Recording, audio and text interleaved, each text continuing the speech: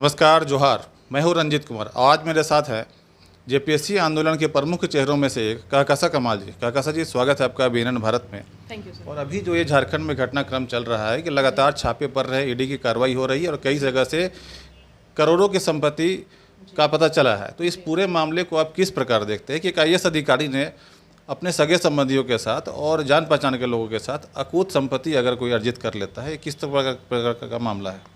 Sir, मैं ये देखती हूँ ऐसे कि अगर मैं पार की बात करूँ कि पार सोसाइटी में डिस्ट्रीब्यूट क्यों किया जाता है। सबसे बड़ा रीज़न है कि पावर डिस्ट्रीब्यूशन हमेशा सोसाइटी में अगर आप देखिए तो जस्टिस लाने के लिए किया जाता है कि सोसाइटी जो है एक जस्ट ऑर्डर में चले, सोसाइटी में ऑर्डर मेंटेन रहे, इसलिए पार का डिस्ट्रीब्यूशन किया जाता है। अब देखिए, जब पार डिस्ट्रीब्यूट होता है तो इसमें कुछ लोग पूजा सिंघल की तरह भी निकल आते हैं, जो लोग पार का गलत इस्तेमाल करते हैं ये सोच के कि पार सिर्फ उनके पर्सनल फ़ायदे के लिए है। देखिए, पार एक्चुअली आपको जब कॉन्स्टिट्यूशन देती है तो वो इंश्योर करना चाहती है कि आप उस पार का इस्तेमाल लोगों की भलाई के लिए करें, सोसाइटी में जस्टिस कायम करने के लिए करें। तो जब इस तरह से चीज़ें नहीं हो पाती है तो इसका साफ मतलब यही है कि कहीं ना कहीं पब्लिक्स ओपिनियन जो है वो सही तरीके से काम नहीं कर रही है। कहीं ना कहीं हम लोगों को अकाउंटेबल ठहराने में पीछे हो जा रहे हैं, कमज़ोर हो जा रहे हैं, कहीं ना कहीं हम सवाल करने में पीछे हैं। आप ये मान रहे हैं कि कुछ लोग पूजा सिंघल की तरह निकल जाते हैं, जबकि माना जा रहा है कि अगर झारखंड में कार्रवाई हो जाए अधिकारियों के ऊपर में और नेताओं के ऊपर में तो कईयों के पास इतनी संपत्ति निकल सकती है, ऐसा माना तो जा रहा है। जी, कईयों के पास ऐसी संपत्ति, इतनी संपत्ति निकल सकती है। आप देखिए कि हमारे जो लेजिस्लेटर्स बैठे हुए हैं, अगर उनकी भी अगर आप जांच कराएं तो उनमें भी बहुत सारे लोग आपको ऐसे दिख जाएंगे जहां पे अकूत संपत्ति उनके पास भी है। ये हमारे जो एग्जीक्यूटिव में जितने लोग हैं, आप देखिए कि वहाँ उनसे उनकी भी अगर ईडी जाँच कराई जाए तो उनसे भी कई करोड़ की संपत्ति बाहर निकलेगी। तो ये कहीं ना कहीं दिखाता है कि what kind of society are we now, हम किस तरह की सोसाइटी हैं। क्या हमारी सोसाइटी इतनी टॉलरेंट होती चली जा रही है कि लोग करप्शन करते जा रहे हैं और लोग बर्दाश्त करते चले जा रहे हैं? तो इसका मतलब ये है कि सोसाइटी इज बिकमिंग टॉलरेंट। लोगों में बर्दाश्त करने की जो क्षमता है वो बढ़ती चली जा रही है, लोग बर्दाश्त किए जा रहे हैं, जिसका रिफ्लेक्शन और मैनिफेस्टेशन इस चोरी में है। अभी जो हमारे जो राजनेता हैं और एक आईएएस अधिकारी, मतलब समाज का वो तबका है जिसके सबसे अधिक माना जा रहा है कि सैलरी मिलती है, सारी सुख सुविधाएं मिलती है सरकार की तरफ से, बंगला, गाड़ी, नौकर, हर तरह का सुख सुविधा मिलती है। लेकिन उसके बाद भी ये पैसे की कितनी भूख है, कितना पैसा चाहिए, जब हर चीज़ उनको मिल रहा है सुविधा, लेकिन फिर भी वो करोड़ों अरबों की और भी संपत्ति के चाह में भ्रष्टाचार करते हैं, गरीबों का हक मारते हैं। जिसे ये अधिकार दिया गया है कि वो आप गरीबों के लिए काम करें, लोगों के लिए काम करें, क्योंकि आप में प्रतिभा है या आपने लाखों वोट लेके आप आए हैं या आपने बड़े एग्जाम को पास किया है। लेकिन वो अगर गरीबों का हक मारने लगे, जनता का पैसों का लूट करने लगे, तो समाज किस दिशा में जा रहा है?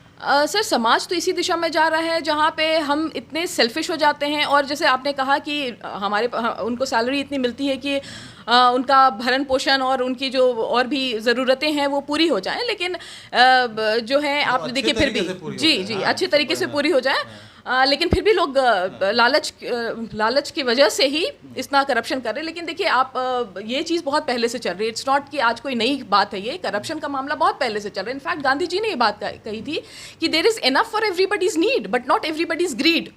तो लालच का कोई हद नहीं है सर, लालच का कोई लेवल नहीं है। और ये कहीं ना कहीं ये दिखाता है कि आप मॉरली कितने डिग्रेड हो गए, आपकी वैल्यू सिस्टम्स क्या हैं। क्या आप में सच्चाई नहीं है? क्या आप में इंटेग्रिटी नहीं है? क्या आप में ऑनेस्टी नहीं है? आप जब यूपीएससी जैसे आप एग्ज़ाम की बात कर रहे हैं कि लोग यूपीएससी के एग्ज़ाम क्वालिफाई करके एक पोजीशन में आते हैं, उस यूपीएससी के एग्ज़ाम में भी एक पेपर होता है, एथिक्स, इंटेग्रिटी एंड एप्टीट्यूड का पेपर होता है। वो इसीलिए रखा जाता है कि वो देखा जाए और समझा जाए कि इंसान जो है अपने आप में कितनी इंटेग्रिटी होल्ड करता है या उसकी वैल्यू सिस्टम्स क्या हैं। और India has always been known for its value systems.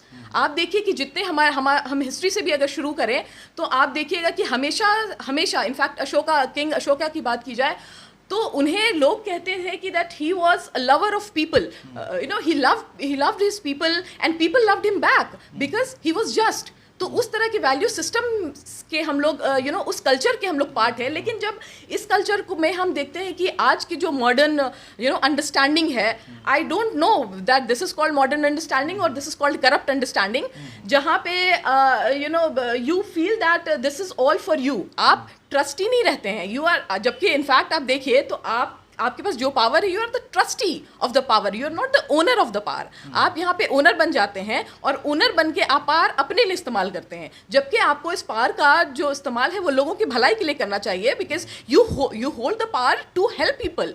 Society में एक जस्टिस कायम करने के लिए, सोसाइटी में न्याय कायम करने के लिए आपको वो पावर मिलता है। Now, but you know, because of the moral degradation, because आप में वो integrity, aptitude नहीं है और उसमें आप में वो value system नहीं बची हुई है, इसीलिए आपको कोई भी कभी भी कितने भी पैसे में खरीद सकता है। आप में कोई आपका कोई स्टैंडर्ड ही नहीं है। अभी तो जैसे वर्तमान में ईडी की कार्रवाई चल रही है तो लग रहा है कुछ कार्रवाई हो रही है, लेकिन अगर पब्लिक ओपिनियन देखे, लोगों से अगर बात करें तो लोगों को बहुत ज़्यादा उम्मीद नहीं है। लग रहा है कुछ दिन की कार्रवाई है, सारा चीज़ नॉर्मल हो जाएगा इस तरह करके, क्योंकि ये ऐसा इतिहास नहीं रहा है कि कोई आईएएस अधिकारी पे या बड़े राजनेताओं पे कोई बहुत बड़ी कार्रवाई है। उसके पीछे क्या लगता है? सर, कारण तो यही है, मैंने आपसे कहा ना कि अकाउंटेबिलिटी। लोग तभी काम करेंगे जब आप उनको जिम्मेदार ठहराइएगा। यहाँ पे public opinion is zero, specially in Jharkhand. आप मुझे ये बताइए, जब से पूजा सिंघल का एपिसोड हुआ है, कितने protest and demonstrations you have seen on the streets? कुछ भी नहीं। आपने नहीं देखा। 4-5 लोग आते हैं, 2-4 दिन कुछ बोलते हैं और फिर वापस चले जाते हैं, because they do not have the mandate of people do not join them. लोग उनके साथ नहीं आते हैं। आप देखिए, पढ़ा लिखा जो ग्रुप है, जो कहते हैं यूथ, जो पढ़ा लिखा है, जो समझता है, जो जानता है, वो तक सामने अगर नहीं आता है तो फिर आप समझिए जो बाकी और तबके हैं समाज के, जहाँ पे एजुकेशन नहीं गई है, जहाँ पे वैल्यू सिस्टम अभी उतना परकोलेट नहीं किया है, उनकी क्या हालत होगी। तो मतलब my opinion around this is that, क्या लोगों को पता नहीं चल रहा है कि जो संपत्ति, जो अवैध संपत्ति लोग जमा कर रहे हैं, तो ये उनका हक का ही पैसा है, ये जान इतना भी अवेयरनेस नहीं लोगों को। जी एग्जैक्टली, इतना भी लोगों को अवेयरनेस नहीं है कि ये उनके टैक्स के पैसे हैं। From where are they getting such money? उनके टैक्स के पैसे हैं जो इन लोग इस्तेमाल कर रहे हैं बिला वजह इधर उधर, सिर्फ अपने फायदे के लिए। आप बताइए, उन पैसों से कितना कुछ कंस्ट्रक्टिव काम किया जा सकता है एक स्टेट की भलाई के लिए।